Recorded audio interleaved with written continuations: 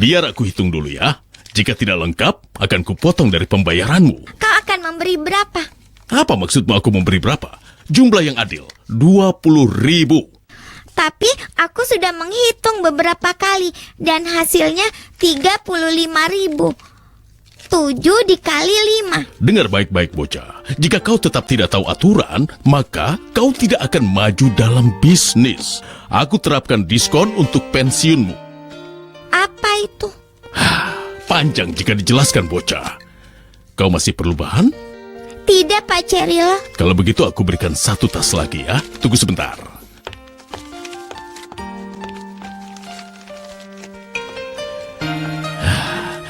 Kembali lagi kemari kalau sudah jadi nanti ya. Kita akan lihat berapa diskonnya nanti.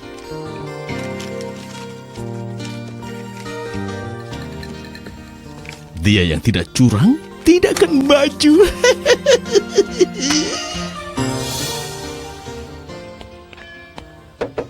Pastor Gabriel, Santa Vito, senang melihatmu di sini, di rumah Tuhan. Mendekatlah. di pikiranku ada pertengkaran besar. Aku juga ingin mengaku dosa. Pengakuan dosa itu pelepasan terbaik untuk membebaskan jiwa dari beban berat. Ayo duduklah. Jika pastor belum tahu, aku ingin jelaskan sesuatu. Ketika mengaku dosa, orang harus berlutut. Kau juga bisa duduk. Dan yang terpenting, buka hatimu pada Tuhan kita.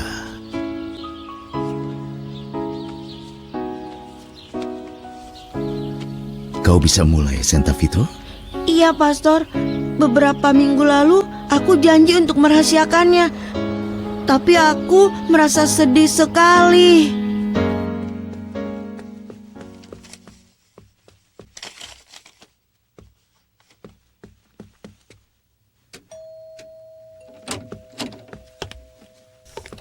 Halo, Ayah.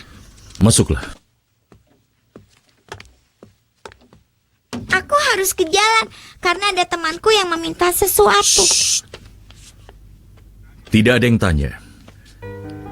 Sebelumnya, kepergian dan kedatanganmu membuat ayah cemas. Itu ketika ayah percaya kau adalah putri ayah. Karena tidak percaya lagi, terserah kau mau apa. Adikmu tidak mengecewakan. Kau mengecewakan.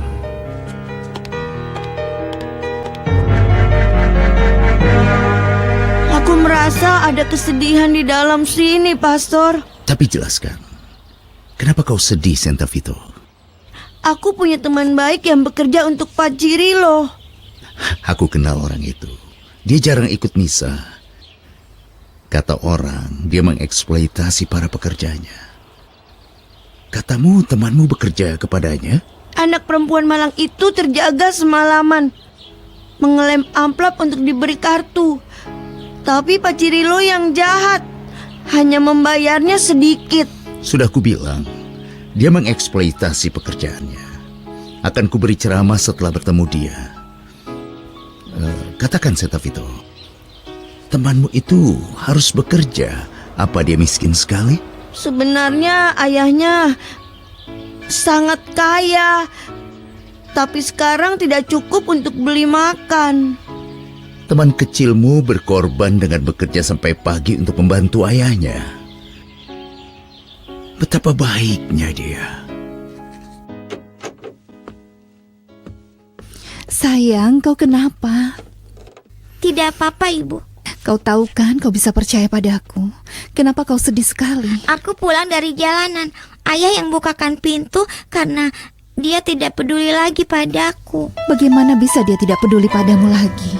Ayah bilang, Bu, sebelumnya saat aku terlambat pulang 1 menit dari jalanan, ayah marah-marah.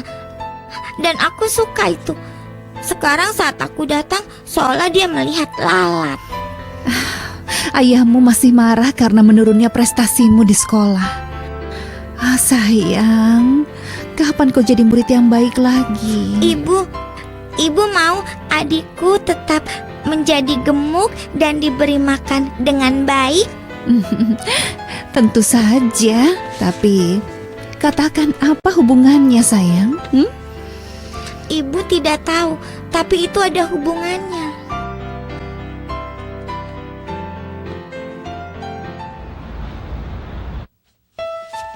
Ibu sama sekali tidak mengerti. Agar Arturito bisa makan, kau harus jadi murid yang buruk? Ibu jangan tanya lagi. Hanya saja yang kau katakan itu aneh dan memaksa ibu bertanya. Cecilia, Iya, Luciano? sepertinya kau tidak paham. Kau bicara dengan Dulce Maria sebagai kaki tangan satu sama lain. Dulu aku izinkan ketika dia jadi kebanggaan kita. Tapi semuanya sudah berubah. Biarkan dia sendiri. Tapi Luciano, kau bicara padaku seolah-olah aku orang asing. Kau adalah istriku.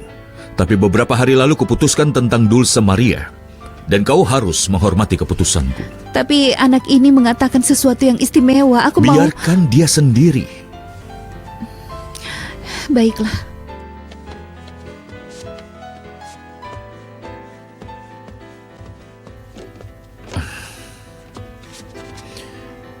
Selama ini, Cecilia dan aku semakin akur. Jadi ayah harap kau tidak merusak ketenangan di antara kami.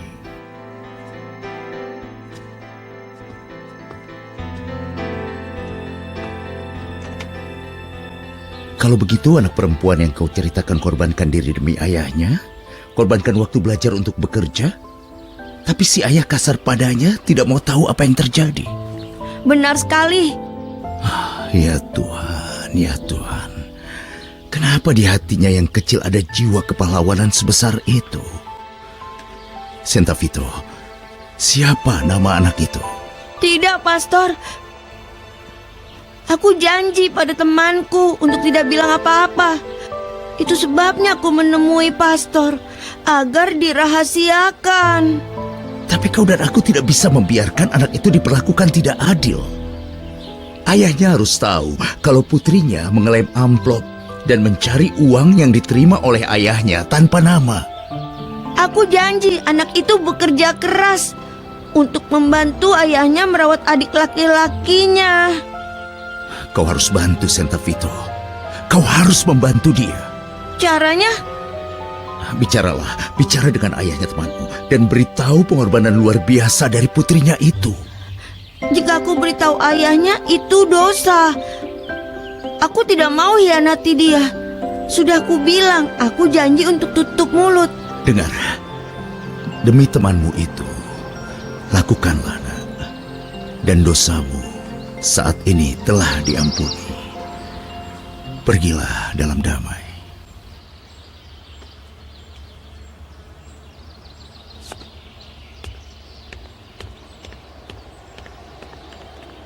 Anak yang dimaksud Santa Vito dan menderita saat ini tidak lain adalah Dulce Maria. Tapi aku terpaksa